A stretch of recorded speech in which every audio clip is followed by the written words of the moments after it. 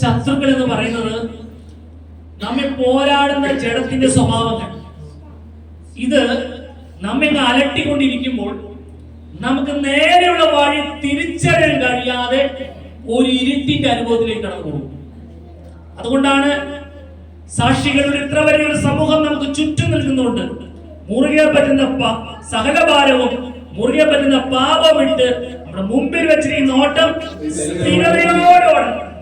അപ്പോ സകല ഭാരവും ഒരു വ്യക്തിയെ പിശാച് തളർത്തി കളയുന്നത്, നശിപ്പിച്ചു കളയുന്നത് അവന്റെ ഹൃദയത്തിലേക്ക്, അവന്റെ മനസ്സിലേക്ക് ആവശ്യമില്ലാത്ത ഭാരം, അനാവശ്യ ചിന്തകൾ. കുഞ്ഞുങ്ങൾക്ക് എന്തെങ്കിലും വയ്യാതെ കടന്നു വന്നാൽ ആ ചിന്ത അങ്ങ് വല്ലാതെ അവസ്ഥയിലേക്ക് മാറ്റി വെക്കും. എന്നാൽ ഇത് കർത്താവിന്റെ കരങ്ങളിലേക്ക് ഒന്ന് സമർപ്പിച്ച് സ്തോത്രം ചെയ്ത് ബലപ്പെട്ടാലോ അതുമേൽ ജയമുണ്ട്. ഈ ഒരു ഭാരം നമ്മെ ദൈവത്തിൽ നിന്ന് അകറ്റി കളയുന്ന ഒരു അവസ്ഥയിലേക്ക് കടന്നു വരും. അതുകൊണ്ടാണ് സകല ഭാരവും, ജോലി ഭാരമായിക്കോട്ടെ, വീടിന്റെ പണി തീർന്നിട്ടില്ലാതായിക്കോട്ടെ, കുടുംബത്തിലെ പ്രശ്നങ്ങളായിക്കോട്ടെ, ആമേൻ ഹല്ലേലൂയ, ഇനി വേറെ ഏത് പ്രശ്നമായിക്കോട്ടെ, ഹല്ലേലൂയ, സകല ഭാരവും അതങ്ങ് വിട്ടേക്കണം. അത് ദൈവത്തിന്റെ കരങ്ങളിലേക്ക് കൊടുത്തിട്ട് നമ്മൾ സ്വസ്ഥമായിരുന്നോണം. സമയമാകുമ്പോൾ നമുക്ക് അതെല്ലാം ദൈവം ഒരുക്കി തരും.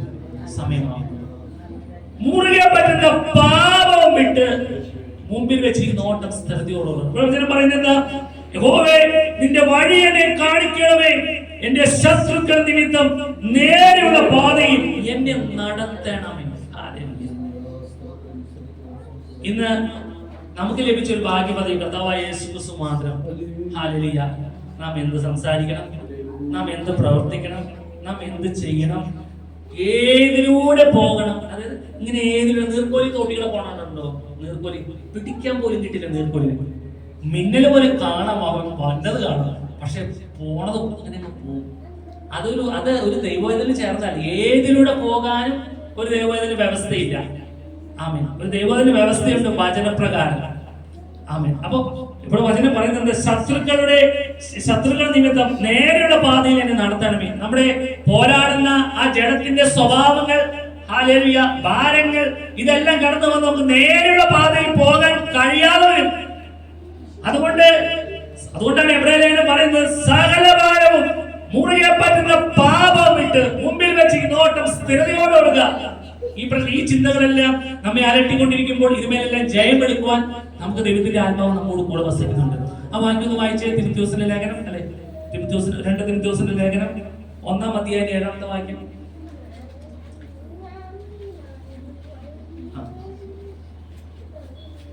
വായിച്ചു.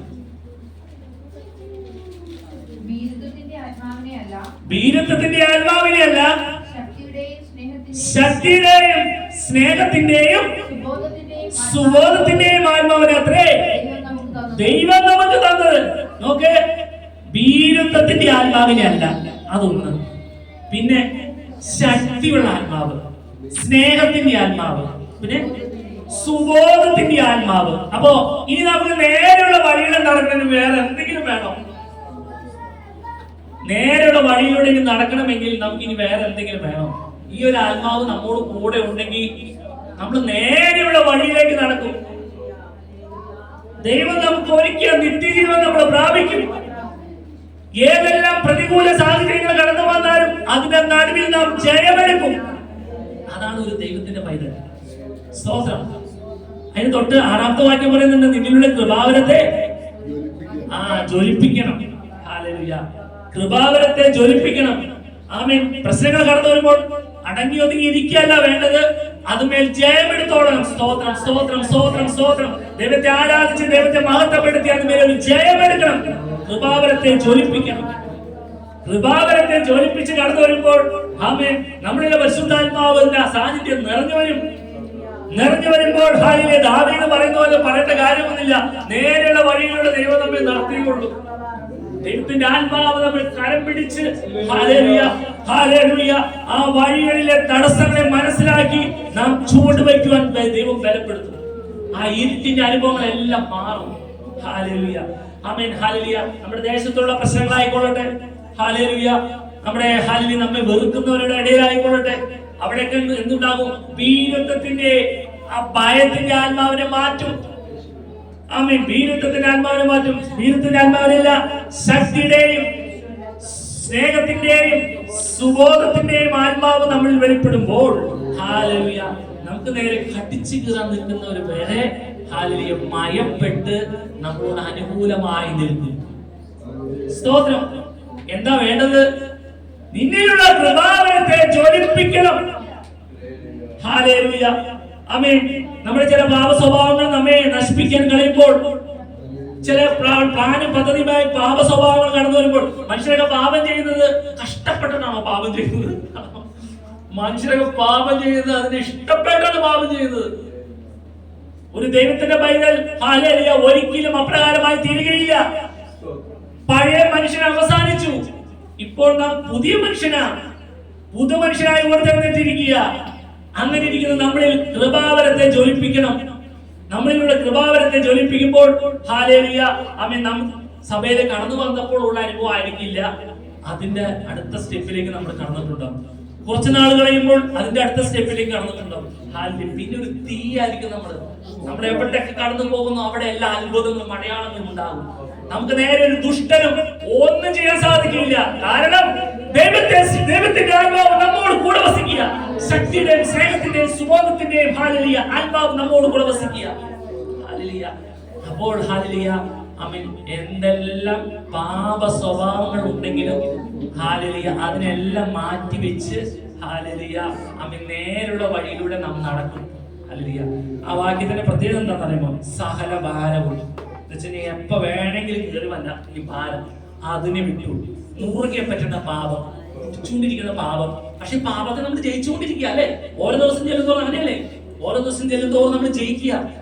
അത് എന്തുകൊണ്ടാ? ഈ കൃപാവരത്തെ ജ്വലിപ്പിക്കുന്നതുകൊണ്ടാ. ഹല്ലേലൂയ. പരിശുദ്ധാത്മാവ് നമ്മളിൽ വസിക്കുന്നുണ്ടാ. ഹല്ലേലൂയ. ശക്തിയുടെയും സ്നേഹത്തിന്റെയും സുബോധത്തിന്റെയും ആത്മാവ് പിശാച് നമ്മെ നമ്മുടെ പഴയ സ്വഭാവങ്ങളൊക്കെ പയ്യെ കൊണ്ടുവരുമ്പോൾ അതുമേലെല്ലാം നമ്മൾ ജയപ്പെടുത്തും. സ്തോത്രം. അപ്പൊ തന്നെ പരിശുദ്ധാത്മാവ് വെളിപ്പെടുത്തി ഇത് തെറ്റാണ്, നീ ഇതിനെ ഉപേക്ഷിച്ചാണ്. സ്തോത്രം.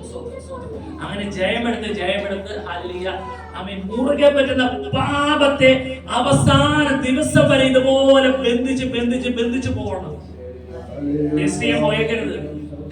പോയ ആമേൻ ഹല്ലേലൂയ നേരെയുള്ള പാതയിൽ നടക്കാൻ പറ്റില്ല.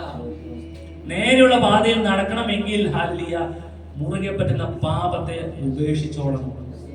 നമ്മളൊക്കെ ചിന്തിക്കും, ആമേൻ, പാപം ഇനി പുറകെ വരില്ല അല്ലെ? അതോ എന്തിനാ സ്നാനപ്പെടുത്തുമ്പോൾ ജീവപര്യന്തം വിശ്വസ്തനായിരിക്കുക എന്ന് പറഞ്ഞു. അവിശ്വസ്തത വരുന്ന ചില സ്വഭാവങ്ങൾ ഹല്ലേലൂയ പിശാച് കൊണ്ടുവരും. അതുകൊണ്ടാണ് നിങ്ങളുടെ പ്രതിയോഗിയായ പിശാച് ആരെ വീഴ്ന്നിട്ട് നോക്കി ഇങ്ങനെ ചുറ്റി നടക്കുകയല്ലേ, അവന്റെ കയ്യിൽ നിന്ന് പോയത് തിരിച്ചു പിടിക്കാൻ. മുറുകെ പറ്റുന്ന പാപം എന്ന് പറഞ്ഞതുണ്ടല്ലോ, ഇവങ്ങനെ ചുറ്റി നടക്കുക. ഒരു ബലഹീനത വന്നാൽ ഹല്ലേലൂയ ആ ബലഹീനതയെ അവൻ പാപം കൊണ്ട് നിറയ്ക്കും. പിന്നെ അവന് നിവർന്നു നിൽക്കാൻ കഴിയില്ല. പക്ഷെ ഏതൊരു മനുഷ്യൻ ബലഹീനത ഒരു വിട്ടുപോയാലും പിശാചിന്റെ കയ്യിൽ വിട്ടുപോയാലും ആമേൻ, ഇന്നും ദൈവത്തിന്റെ വലത്തുഭാഗത്ത് കർത്താവ് യേശു ക്രിസ്തു നമുക്ക് വേണ്ടി പക്ഷപാതം ചെയ്യുന്നത് കൊണ്ട് ആമേൻ നമുക്ക് പ്രാണനിലുണ്ട്. അപ്പാ പിതാവേ, തെറ്റുപറ്റിപ്പോയി, അവിശ്വാസമുള്ള ദുഷ്ടകൃതിയെ കൊണ്ട് മാറ്റി വെച്ച് വിശ്വാസത്തോടെ ശക്തിയോടെ കർത്താവേ എന്നോട് കരുണ തോന്നണമേ, മനസ്സലിയണമേ എന്നൊരു പ്രാർത്ഥനയുണ്ടല്ലോ. ആ പ്രാർത്ഥനയിൽ ഒരു വേദന ജയമെടുക്കാൻ സാധിക്കും. ദുഷ്ടത്തെ തന്ത്രത്തെ ജയിക്കുവാൻ സാധിക്കും. ബലഹീനതയിൽ തുണ നിൽക്കുന്ന ദൈവം നമ്മോട് കൂടിയിരുന്ന് നമ്മെ വഴി നടത്തും. ഹല്ലേലൂയ. എന്നെ കേൾക്കുന്ന പ്രിയമുള്ളവരെ, ഇന്ന് ഈ പകൽ ഈ സമയത്ത് നമ്മളിവിടെ ഇരിക്കുമ്പോൾ ഹല്ലേലൂയ ദൈവം നമ്മെ എത്രത്തോളം കരുതി, ദൈവം നമ്മെ എത്രത്തോളം പരിപാലിച്ചു. Hallelujah, hallelujah, hallelujah, hallelujah. ഏതെല്ലാം സാഹചര്യങ്ങളിൽ ഞാൻ കടന്നുപോയി. ഹല്ലേലൂയ.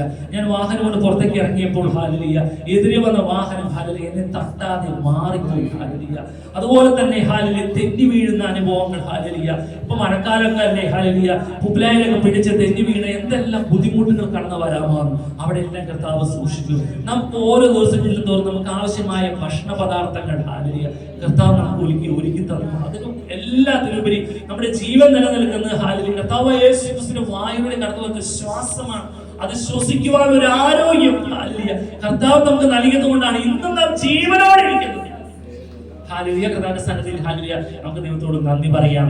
ഇവിടെ ദാവീദ് പറയുന്ന പോലെ ഹല്ലേലൂയ അവന്റെ ശത്രുക്കൾ നിമിത്തം നേരുള്ള പാതയിൽ നടത്തണമെന്ന് പ്രാർത്ഥിക്കുമ്പോൾ അവനൊരു പുതിയ നിയമ വിശ്വാസി ജയമെടുക്കുന്നത് സകല ഭാരവും മുറുകെ പറ്റുന്ന പാപവും ഇട്ട് മുമ്പിൽ വെച്ചിരിക്കുന്ന ഓട്ടം സ്ഥിരതയോടെ ഓടുവാൻ അതിന് ഭാഗ്യം ലഭിച്ച ദൈവമക്കളാണ് നമ്മൾ ഓരോരുത്തരും. ഹല്ലേലൂയ. നമുക്ക് കർത്താവിന്റെ സന്നിധിയിൽ എണീറ്റ് നിൽക്കാം. ഹല്ലേലൂയ. ദൈവത്തോട് നമുക്ക് നന്ദി പറയാം. ഈ